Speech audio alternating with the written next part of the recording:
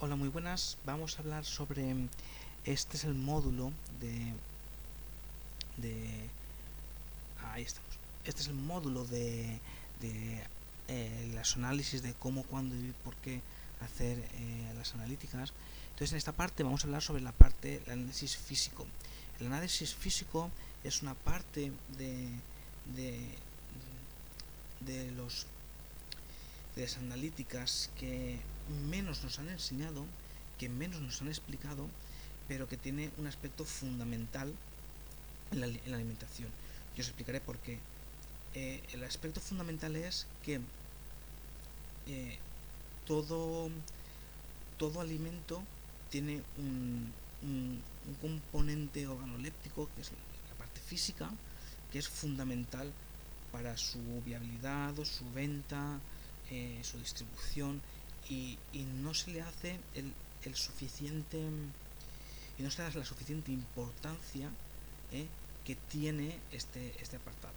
Entonces vamos a ver aspectos bastante básicos, pero que son de rutina en todos los laboratorios, o que deberían ser de rutina en todos los laboratorios, y que se deberían de analizar en todos los laboratorios que trabajamos con alimentos. Estamos hablando, aquí va a depender mucho de la naturaleza de nuestro producto.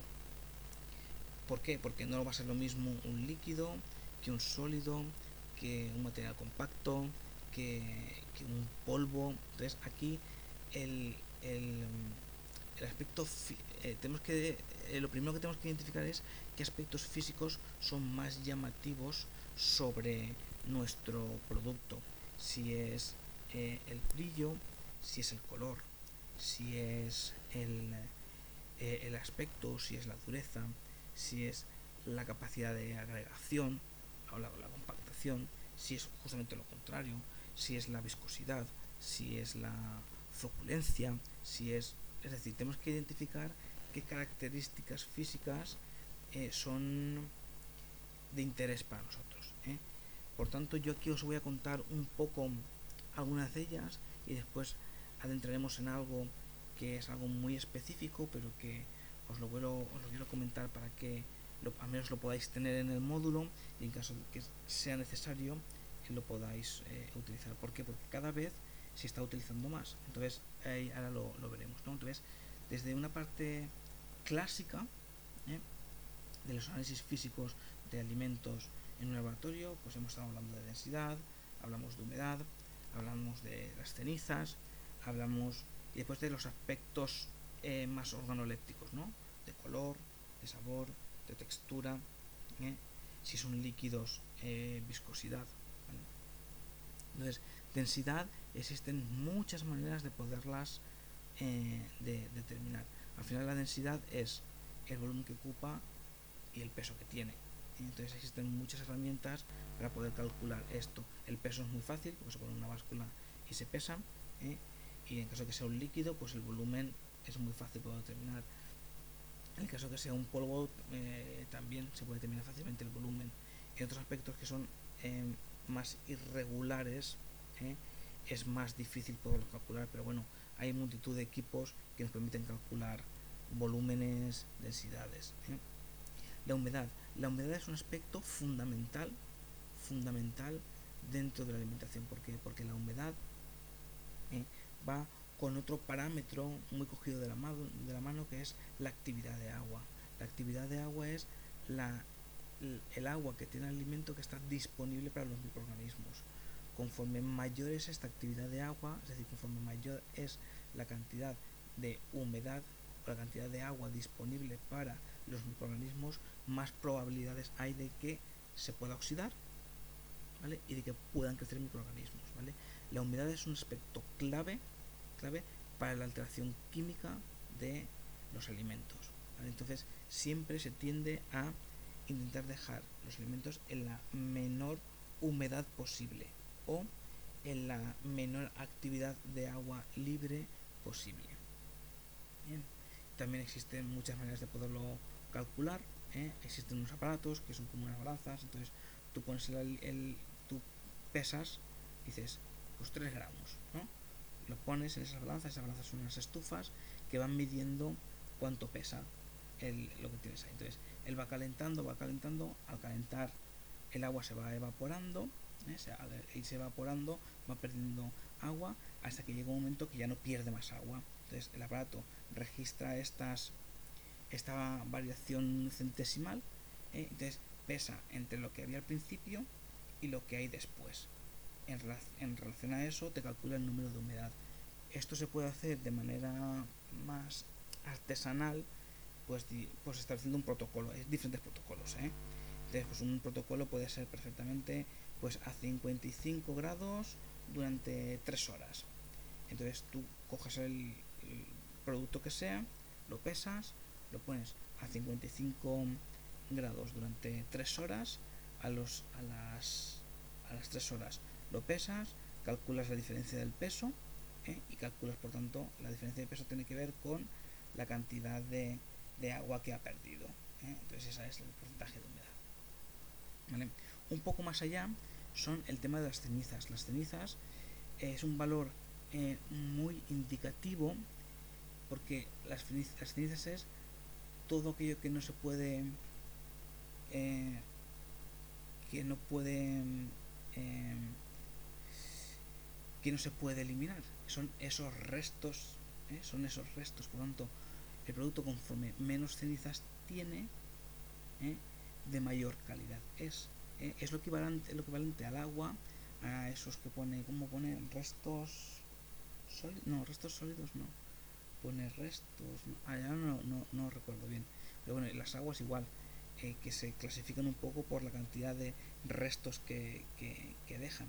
Conforme más restos dejen, es un indicativo de que peor, la calidad peor es, por decirlo así. Entonces, ¿qué se hace con las cenizas? Pues es un protocolo muy parecido al de la humedad, simplemente que se lleva un punto más allá. En este caso, se pone en un recipiente cerámico que soporta muy bien la temperatura, bajo una llama muy intensa, dándole mucha temperatura. Al dar mucha temperatura, sin llama directa, el producto entra en combustión, al entrar en combustión va eliminándose y al final quedan unos restos, que eso ya no se puede oxidar más, que eso ya no se puede eliminar más. Esos restos, esas cenizas se pesan, entonces tú dices, pues por cada 100 gramos de alimento se generan pues 0,1 gramos, o 50 microgramos de cenizas, por decirlo así. Entonces las cenizas, conforme mayor es la cantidad de cenizas, habitualmente el producto es de peor calidad. Y después, al final del curso, vamos a ver también lo que es la separación física. La separación física, porque cada vez más se hace en los laboratorios, por las cualidades que genera. Veremos al final lo que es la electroforesis, y también lo que son las extracciones de solventes y solutos. ¿Vale? Mirad, el tema de la granulometría. La granulometría es algo que es algo fundamental para todo producto que se distribuye en polvo. En polvo. La granulometría en todos esos productos que se distribuyen por polvo está muy asociada a la humedad. Conforme mayor humedad hay, genera mayores agregados, y la granulometría suele salir más elevado. Entonces esto es un parámetro también ya indicativo. La granulometría lo que consiste es en pasar la muestra por una serie de filtros, de tamices, con diferentes diámetros de polvo, de manera que la muestra se va separando por diferentes tamaños de sus partículas. Mirad, entonces aquí igual hay un montón de maneras de poder hacerlo. Estos son unos aparatos, se puede hacer de manera manual. Tú haces una torre, que aquí este número que pone 270, son 270 mes. Mes es la cantidad de orificios que hay, creo que es por pulgada cuadrada. Entonces, conforme mayor número de orificios por pulgada cuadrada, significa que estos orificios son de menor tamaño. Entonces lo que se hace es, se genera una pila, primero son los orificios más grandes y por último son los orificios más pequeños, se pone la muestra, se agita, y al agitarse se va separando por los diferentes tamices. Después se separan todos estos tamices y se pesan. Entonces, si yo he cogido, por ejemplo, 1 kilo de muestra, pues de ese kilo de muestra, cuántas partículas o el peso correspondiente a partículas mayores de 0,5 o partículas entre 0,5 y 0,4, entre 0,4 y 0,3, las puedo ir clasificando. La imagen de la izquierda o la imagen de abajo son sistemas automáticos. Estos sistemas automáticos lo que generan no son diferentes. El de abajo lo que hace es lo mismo que hacemos nosotros agitándolo, pero lo hace él solo.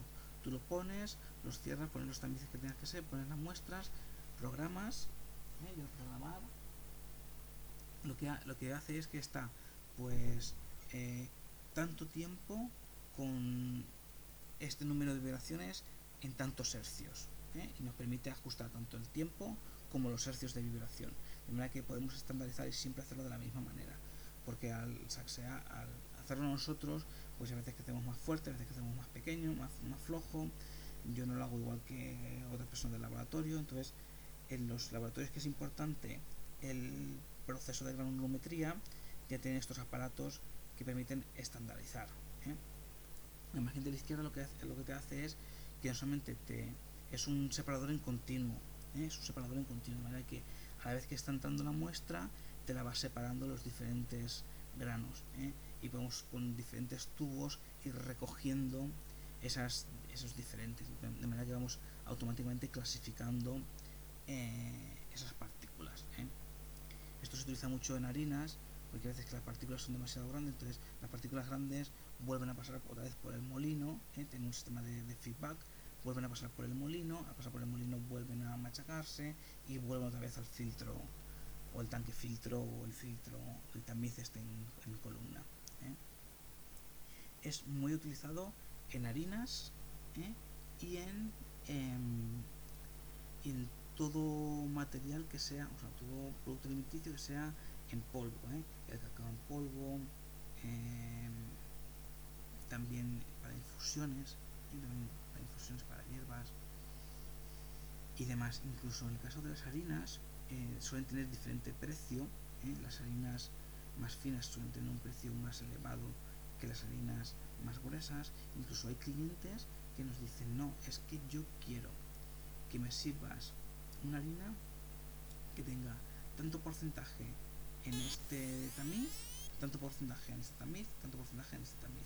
¿Por qué? Porque para mi producto lo que funciona bien es esto, ya lo tengo comprobado que esta combinación es la que funciona bien, y quiero que me la sirvas así, con esa mezcla. O incluso hay veces que compran harinas de diferente grosor, y al comprarse diferente grosor ellos ya las van combinando. Pero es algo que es bastante importante. Entonces aquí tenemos pues bueno, todo una gradación de cómo podría ser. Entonces va a ser importante para harinas, para pellets, también para las empresas que trabajan con pulpas, y sobre todo es fundamental para la estandarización de producto, porque para siempre sacar el mismo producto igual. Porque si yo te estoy diciendo, necesito que me vendas una harina que tenga un 80% de retención en filtro 300 mes. A mí no me vale que un día me estés pasando al 80, otro día al 70, otro día al 90. No, entonces lo que se hace es, con estos análisis, se calibran ya las máquinas, como os he puesto antes, como os he puesto ya antes con este tanque filtro, que van separando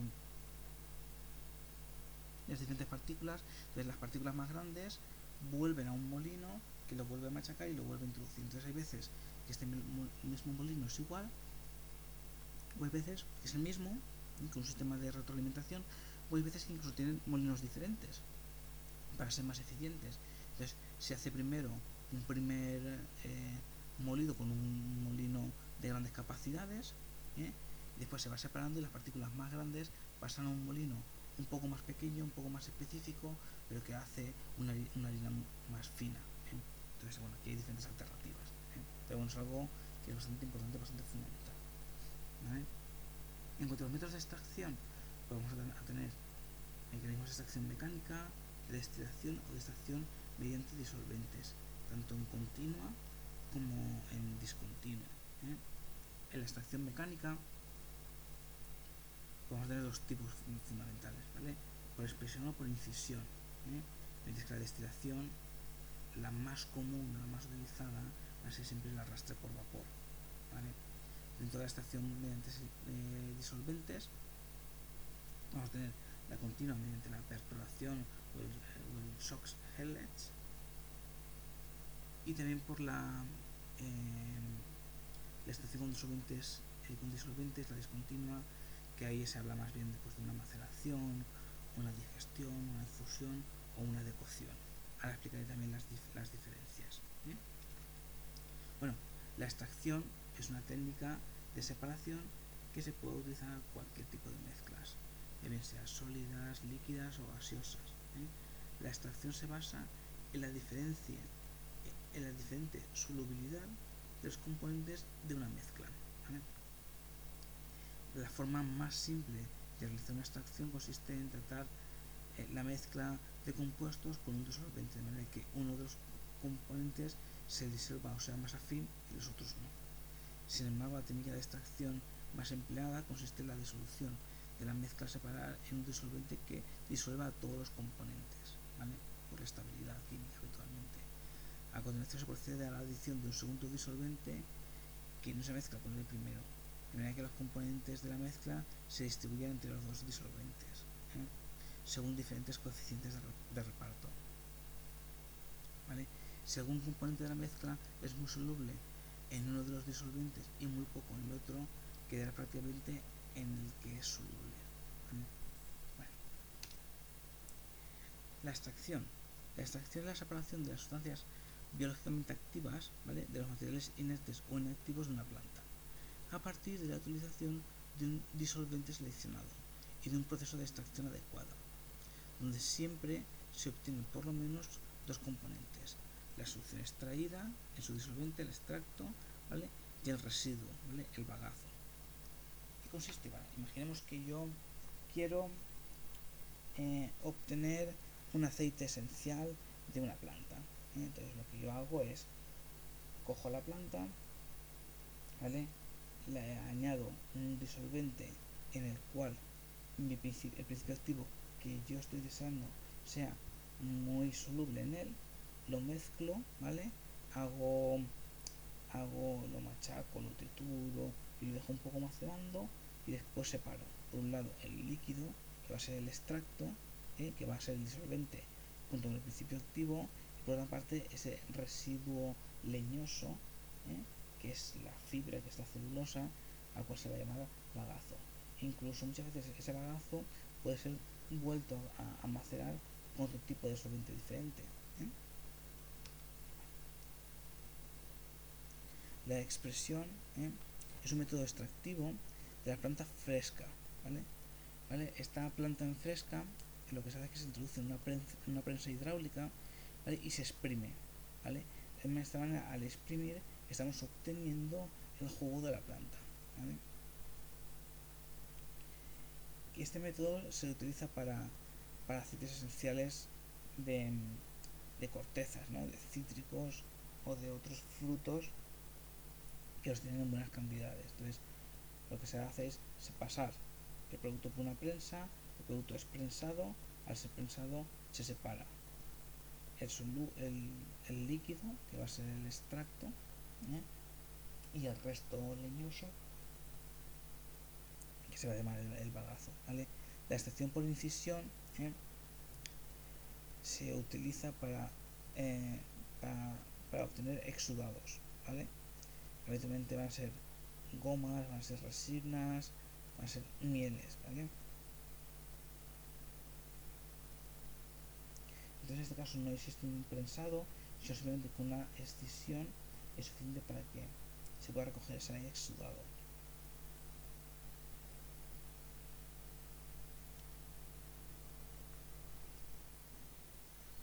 Veremos ahora la destilación. La destilación en lo que consiste es calentar una mezcla, entonces al calentar las sustancias, dependiendo de su punto de evaporación, se van evaporando. Primero se evaporarán las sustancias que tengan un punto de evaporación más bajo y después las que tengan más alta, de manera que el vapor va arrastrando las sustancias dependiendo de el punto de evaporación, y esto nos permite ir clasificando y separando los diferentes grupos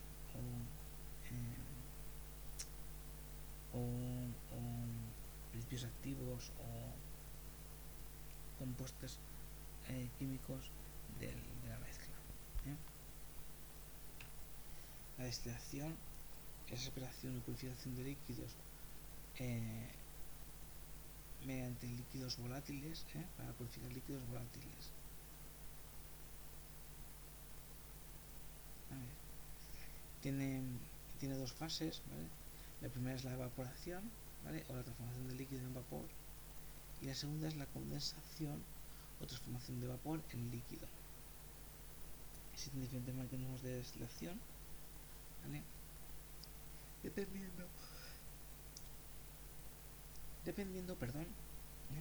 Dependiendo de las propiedades del líquido que se pretenda purificar, ¿vale?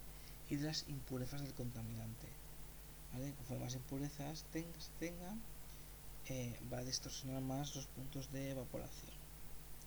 Al fin y al cabo, los puntos de evaporación nos permiten clasificar esos componentes. Mirad, existen diferentes tipos de destilación,